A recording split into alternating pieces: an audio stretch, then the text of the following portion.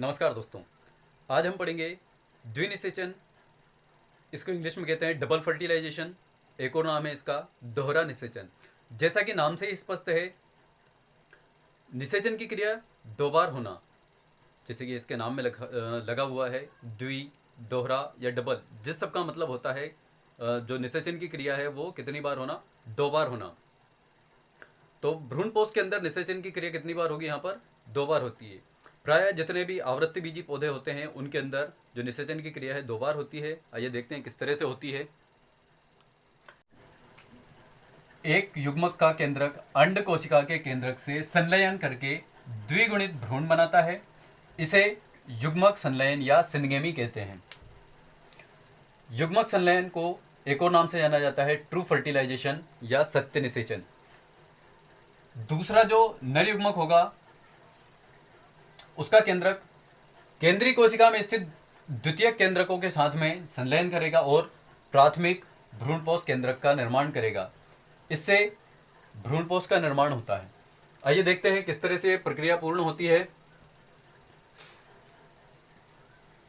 एक चीज याद रखिएगा कि जो नर युग्मक होता है, नर युग्मक यानी परागकण, परागकण में हमेशा दो न्यूक्लियस होते हैं, दो केंद्रक होते हैं। दो केंद्रक होने की वजह से यहाँ पर जो दोहरा निषेचन है संपन्न हो पाता है। जैसे कि आपने बीजांड की संरचना पढ़ी है, जहां पर मादा युग्मकों का निर्माण होता है। पुष्प की संरचना भी आपने लास्ट वीडियोस में देखी होगी। जब नर युग्मक परिपक्व हो जाते हैं, जिन्हें पराग कोश के अंदर जब परागकण परिपक्व हो जाते हैं तो परागकण जो होता है उसके अंदर से बाहर निकलेगा प्रस्फुटन की प्रक्रिया के द्वारा, और वो वहां से पहुंचेगा कहां पर, पुष्प की वर्तिकाग्र के ऊपर। कहां पहुंचेगा, पुष्प के वर्तिकाग्र के ऊपर, और वहां से वो अंकुरित होकर के पराग नलिका का निर्माण करता है। और पराग नलिका से जब पराग नलिका का निर्माण हो जाता है तो वहां से जो नर केंद्रक होते हैं वो वहां से ट्रेवल करते हुए कहां पहुंचेंगे, जो मादा भाग होता है उसके बीजांड द्वार, यानी बीजांड के बीजांड द्वार में ये पहुंचते हैं। ठीक है, किस तरह से होगा ये सारी प्रोसेस हम देखते हैं। जैसे कि ये पराग कोश है जिसके अंदर किस चीज का फॉर्मेशन हुआ है, पराग कणों का। किस चीज का, पराग कणों का। इसके अंदर कई सारे पराग कण हैं। अब जब ये परिपक्व हो जाता है परागकोश, तो परागकोश उसमें प्रस्फुटन होगा, यानी इसके अंदर से जो भी परागकण हैं वो ट्रेवल करते हुए पुष्प की वर्तिकाग्र पर पहुंचेंगे। कहाँ पहुंचेंगे, पुष्प के जो मादा भाग है जायांग के वर्तिकाग्र पर पहुंचेंगे। उनमें से कोई एक जो परागकण है वो क्या होगा, अंकुरित होगा। अंकुरित होकर के पराग नलिका का निर्माण करेगा। किस चीज का निर्माण करेगा, पराग नलिका का निर्माण करेगा। ये देखिए पराग नलिका है जो कि परागकण के अंकुरण के दौरान बनती है। ये इस तरह से फर्टिलाइजेशन की प्रोसेस का चरण है। अब ये जो परागकण है इसमें से सिर्फ इसके जो न्यूक्लियस हैं, जैसे कि मैंने बताया आपको, यहाँ परागकण में दो न्यूक्लियस हैं, दो केंद्रक हैं। ये दोनों यहाँ से ट्रेवल करेंगे और ट्रेवल करते हुए बीजांड द्वार तक पहुंचेंगे। कहाँ पहुंचेंगे, बीजांड द्वार तक पहुंचेंगे। अब ये यहाँ आ जाएंगे। आपने देखा कि यहाँ पर जो कोशिकाएं होती है उनकी संख्या 7 होती है और केंद्रकों की संख्या 8 होती है। याद रखना, यहाँ पर जो बीजांड होता है इसके अंदर भ्रूण कोश के अंदर जो कोशिकाएं होती है 7 होती है और केंद्रकों की संख्या 8 होती है। कैसे होती है मैं बताऊंगा जरा अभी आपको। इसमें 3 कोशिकाएं ऊपर की तरफ हैं जिनको हम कह रहे हैं प्रतिमुख कोशिकाएं। कौन सी कोशिकाएं, ये प्रतिमुख कोशिकाएं हैं, प्रतिमुख कोशिकाएं। और बीच में ध्रुवीय केंद्रक है, ध्रुवीय केंद्रक। और नीचे यहां पर देखिए 3 कोशिकाएं। 3 कोशिकाओं का जो समूह है इनमें से सबसे ऊपर की कोशिका है ये अंड कोशिका है। एग सेल जो कि मादा युग्मक होता है, और सबसे नीचे की जो दो कोशिकाएं हैं इनको हम कहेंगे सहायक कोशिकाएं या सिनर्जिट कहते हैं इनको। ये हैं सहायक कोशिकाएं, सहायक कोशिकाएं। तो यहां पर देखिए 3 कोशिकाएं ऊपर और 3 कोशिकाएं नीचे, कुल मिला के यहाँ पे 6, और एक कोशिका ये है बीच में जिसको हम ध्रुवीय केंद्रक कह रहे हैं। इसके अंदर जो केंद्रकों की संख्या है वो है 2। याद रखना यहाँ पर केंद्रकों की संख्या 2 है। तो इस तरह से यहाँ पर इस अवस्था में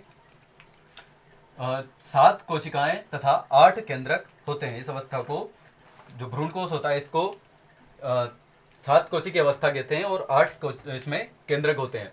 अब यहां से ट्रेवल करते हुए कौन आएगा, जो परागकण है उसके 2 न्यूक्लियस, परागकण है यहाँ पर, इसको परागकण है, इसके जो न्यूक्लियस है जब ये प्रस्फुटन होगा इसके अंदर तो ये ट्रेवल करते हुए किसी भी माध्यम से, देखिए जो यहाँ से जब ये जो परागकण है ट्रेवल करते हुए वर्तिकाग्र पर पहुंचते हैं तो कई सारे माध्यम होते हैं जिनके द्वारा पहुंचते हैं और इस क्रिया को कहते हैं परागण। तो परागण मतलब जो परागकण है उनका वर्तिकाग्र पर पहुंचना, पुष्प के वर्तिकाग्र पर पहुंचने की क्रिया को परागण कहते हैं। परागण जो होता है कई माध्यमों से होता है, वायु द्वारा, कीट द्वारा, ठीक है, और जल के द्वारा, इस तरह कई सारे माध्यम होते हैं। परागण के प्रकार हम पढ़ेंगे नेक्स्ट वीडियो में।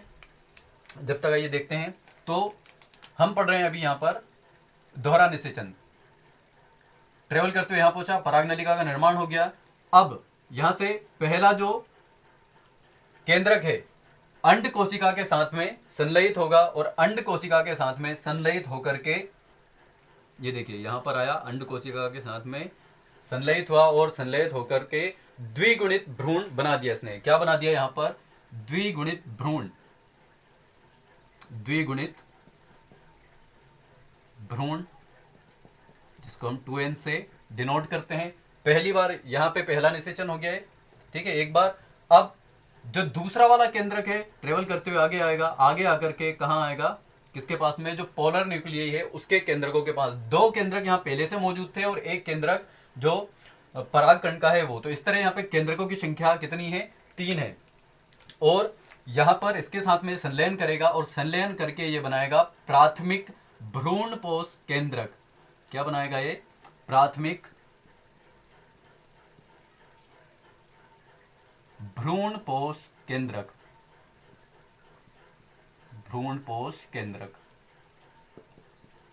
इसको इंग्लिश में कहते हैं प्राइमरी एंडोस्पर्म न्यूक्लियस। ध्यान रखना जो प्राथमिक भ्रूणपोष केंद्रक है त्रिगुणित होता है। कैसा होता है, त्रिगुणित या ट्रिपलेट होता है। क्यों, क्योंकि यहाँ पर 2 कोशिका जो केंद्रक हैं पहले से मौजूद थे पोलर न्यूक्लियई के, और एक केंद्रक नर युग्मक का यहाँ पर आया। तो इस तरह से केंद्रकों की संख्या यहाँ पर कितनी हो गई, 3। और यहाँ पर जब संलयन होता है तो इसको कहते हैं त्रिक संलयन। याद रखना इसको ट्रिपल फ्यूजन भी कहते हैं। तो इस तरह से देखा आपने कि यहाँ पर जो निषेचन की प्रक्रिया है कितनी बार कंप्लीट हो रही है, 2 बार हो रही है, ठीक है। एक बार द्वितीयक भ्रूण बन रहा है और दूसरी बार में प्राथमिक भ्रूणपोष केंद्रक का निर्माण हो रहा है। तो इस तरह से जो प्रक्रिया है संपूर्ण होती है दोहरा निषेचन की, ठीक है। अब दोहरा निषेचन जो होता है इसका महत्व क्या है, आइए समझते हैं इसके महत्व को। आशा करता हूं आपको बिल्कुल समझ में आ गया होगा किस तरह से डबल फर्टिलाइजेशन होता है।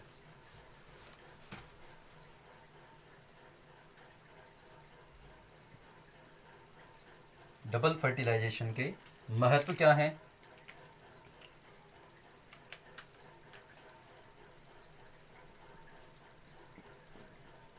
महत्व की यदि बात की जाए दोहरा निषेचन के, तो पहला महत्व यह है कि इस क्रिया में जीवनक्षम बीजों का निर्माण होता है। इस क्रिया के द्वारा जीवनक्षम यानी वाइबल बीजों का निर्माण होता है।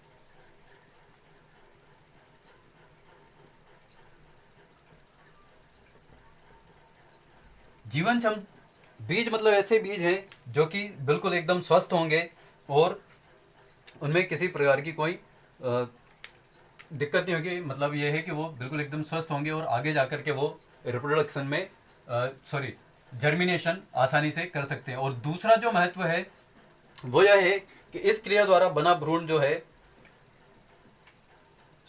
इस क्रिया द्वारा बना भ्रूण को पोषण प्रदान करता है। इस क्रिया द्वारा बना भ्रूण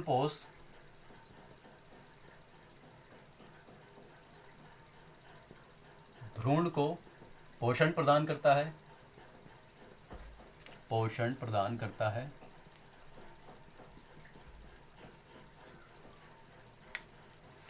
जिससे भ्रूण का उचित विकास होता है और बीज जो है बिल्कुल एकदम स्वस्थ रहते हैं। इस तरह से जो दोहरा निषेचन है उसकी प्रक्रिया संपूर्ण होती है। उसका महत्व भी आपने देख लिया।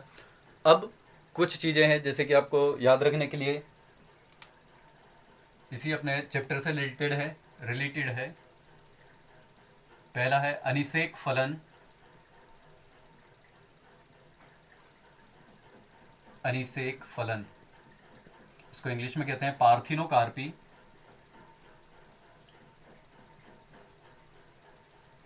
क्या होता है इसमें बिना निषेचन के फल का निर्माण होता है। जब बिना निषेचन के फल का निर्माण होता है, बिना निषेचन फल का निर्माण होता है, फल का निर्माण होता है, तो इसे अनिषेक फलन कहते हैं। अनिषेक फलन कहते हैं, इंग्लिश में पार्थिनोकार्पी। किस में होता है ये याद रखें। इसके जो एग्जाम्पल हैं, अंगूर,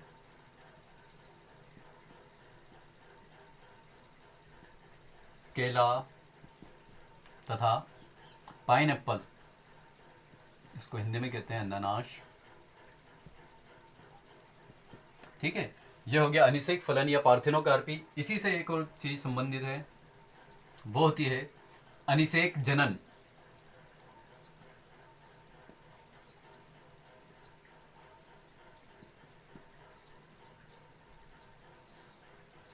परिभाषा आप बता सकते हैं, जब बिना निषेचन के, देखना थोड़ा सा अंतर है, यहाँ फलन हो रहा है, यहाँ पे जनन हो रहा है। जब बिना निषेचन के फल का निर्माण होगा तो उसको अनिषेक फलन कहेंगे, और जब बिना निषेचन के भ्रूण का निर्माण होगा, जब बिना निषेचन के भ्रूण का निर्माण होगा तो उसको अनिषेक जनन कहेंगे। निषेचन के भ्रूण का निर्माण होता है,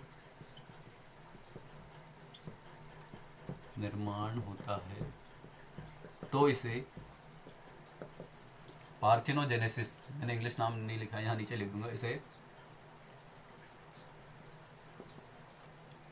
अनिषेक जनन या पार्थिनोजेनेसिस कहते हैं।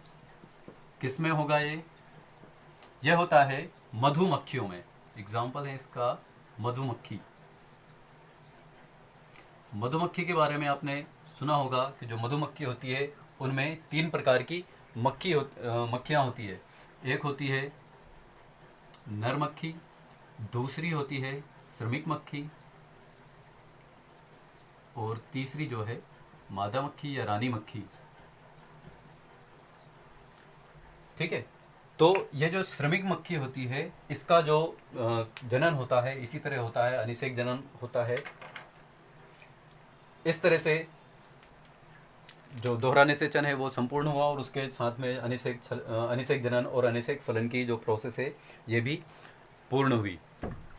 आशा करता हूँ आप लोगों को समझ में आया होगा। कुछ क्वेश्चन हैं आप लोगों से,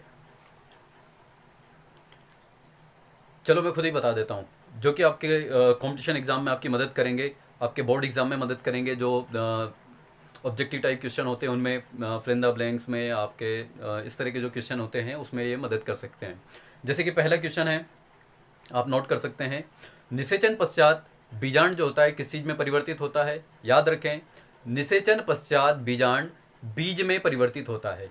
ठीक है, निषेचन पश्चात बीजांड बीज में परिवर्तित होता है। फिर इसके बाद में दूसरा क्वेश्चन है याद रखने के लिए, निषेचन पश्चात अंडाशय किस चीज में परिवर्तित होगा। तो इसका आंसर है निषेचन पश्चात अंडाशय फल में परिवर्तित होगा। फिर डबल फर्टिलाइजेशन अभी हमने पढ़ा है, इसकी खोज किसने की। डबल फर्टिलाइजेशन की खोज जो है नवासचंद ने की है। मैं नाम लिख देता हूं यहां पर, डबल फर्टिलाइजेशन की खोज नवासचंद